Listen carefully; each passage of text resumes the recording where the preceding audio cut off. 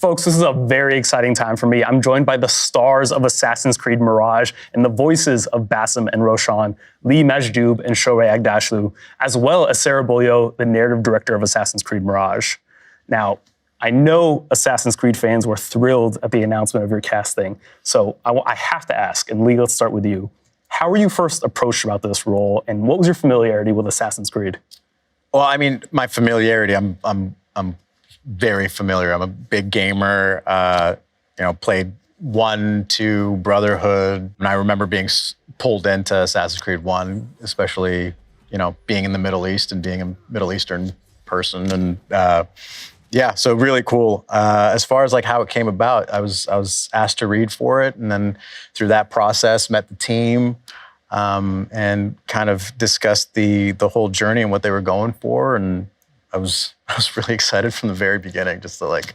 It is pretty exciting. Assassin's Creed, like, I don't know. Yeah, it is, really cool. It is after all Assassin's Creed. Of course, I was familiar with it, but I didn't know it as much as I'm familiar with it today. Right. Well, we wanted you, Shohreh, as the voice of Roshan very early on. That was something we couldn't miss. So when you said yes, I think the whole team was thrilled. And hearing you the first time as Roshan was very powerful for us all, for sure. And I remember our first meeting talking about the part and how much researches you did before, and how close you were to the character, and how passionate you were about that. It was very heartwarming for us. And as for Lee, well, he knows that he brought something to the character that I wished he would, which is the light that we wanted for Basim. Basim is a character from Valhalla. People may know him for his, dark path in Valhalla. But what we needed is someone who could bring the kindness and the light of the early Basim, from the beginning of the game until the end. And he brought that, and he brought his kindness. Yes, that's not a bad word. Actually, that's a great one. Kindness is the right word. You're right for exactly. Basim. Yes. It's the eyes. No matter how tough. It's the eyes. It's the big, it's the deer eyes that I have. Yes. It really sucks people Deer in in. the headlight. You take a compliment like no problem. Yeah, right. I love it. Thank you. Yes, I know. Yeah. Shohreh, I want to ask you too. What does it mean to you to depict a character like Roshan in a setting like 9th century Baghdad? I'm going to ask you a question. Who doesn't want, what kind of an actress does not want to lend her voice to a courageous woman who stand up for justice? Obviously, I was so proud. Thank you so much, Sarah. Thank you for having me in this game. At the end of the day, us actors, we're storytellers. The story needs to connect to us. We need to feel like relative. And therefore, so we can realize that we can do a good job. And when I first read the story, I fell in love with it. It's an amazing, amazing story. Thank you. Rarely do you see like a strong Middle Eastern woman of an older age, be like the guiding light in a story. Yeah. I fell in love. As soon as I heard your voice, as soon as I heard your name was attached, I was like, okay, yeah, 100%, good job. And then I heard your voice for the first time, and I was like, oh, and they let me just so hear your strong. voice in the studio. And you were like, no, I don't like it. And I was like, that sounds like Basim. It is Basim. The day is new. There is work to be done. Derwish has left another contract. Who for? Your voice changes, right, throughout the course of the story, Lee. Yeah. I mean, that was a discussion with the team. We had this conversation, and I had this idea of like, well, what if his voice also evolves as he evolves through, from starting out as a thief, and he's a little bit more cocksure and arrogant, and has a little bit more of that smirk on his face. So finding a lighter register because he's in a lighter time in his life. You need something stolen? I am your man. Derwish can attest. And then as he goes through a little bit more trauma and seeking out the hidden ones and joining the hidden ones, his experience kind of informs the depth in his voice. The way he breathes changes, and his efforts when he climbs change. And when an actor like Lee brings a suggestion like that to the table, what does it what is your impression when an actor does that, and what does it bring to the character? Well, Especially when you have an actor like Lee that asks a lot of questions. exactly. But I do love that, and you know I do. But it's actually that's what you just said. It's being curious about the character, finding tweaks and stuff that we could add to the characterization, actually. When you have actors that are so committed into finding little stuff like that, what makes a character is the details. And this kind of details is meaningful. So we do tell the story together. And what they brought to the characters actually is very meaningful to us as storytellers. It was a very, very collaborative process. Like I don't It know. was indeed, yes, every step. And there's times like you'll work on a project and it's not very collaborative. They're very glued to like, okay, you say it this way, say this line, do it this way. We don't have a reason why. Do it as. The problem is they forget that this art is all about collaboration. Right. It's not about you, Sarah, or you. It's about us. The story. And therefore, it's first story and then us bringing it to life. Yeah. Therefore, all it takes is collaboration, collaboration, collaboration. I'm such a fool if I believe that it's all about me. Because if you don't shine, I won't shine. Yes. If you don't shine, I won't shine. And this one was the best example for me in terms of collaboration. One of the best things I've ever worked on. Yes. That's great. You are here in body, but are you here in mind and soul? Roshan as a more mature character of Persian origin was someone that really resonated with you. Do you find parts of yourself in her character? Oh my God, of course. We have a lot in common with Roshan. I never forget this. When I received the script and I started reading it, I noticed that there's a line about Roshan that says, Roshan is a representative of justice, diversities, ethnicities, and cultures. And I'm thinking, my God, of course, this is right up my alley. I may be able to do a good job with this one because I can identify with this female warrior a lot. I myself have gone through a lot and have been trying very hard to bring justice to our world, into our communities. And now I am portraying a woman. I'm lending my voice to a female warrior.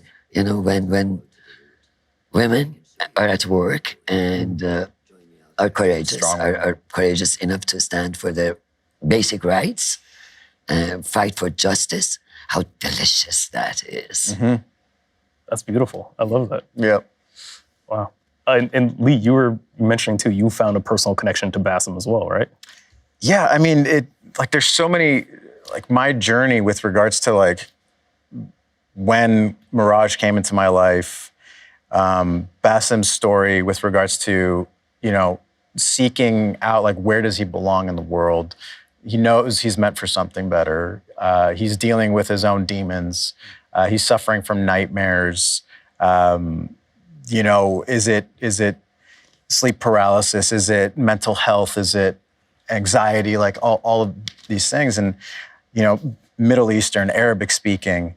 And I remember a part of my life, in my late teens and early to mid 20s, I struggled a lot with my identity around being a Middle Eastern person, male, with regards to prejudices and everything. So I kind of shunned that part of my life for a very long time, and that identity. Didn't want to speak the language anymore, didn't want to tell people I was Lebanese, didn't want to tell them I was Middle Eastern.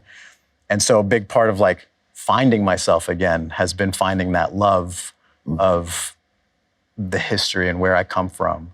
And I remember about 7 months before Mirage came, I reached out to my mom and I was like, Mama, I want to learn the language again. And so we just started spending 3-4 days a week. She would send me some Arabic. She's try to figure it out. We'll figure it out together. And 7 months into doing that, Mirage comes across and they're one of the questions is, can you speak Arabic? And I was I can read, I can speak, I can, and then Mom was involved too with helping me kind of decipher some of the language as well, because context was everything, and it's old Arabic, which is very different from the Lebanese dialect.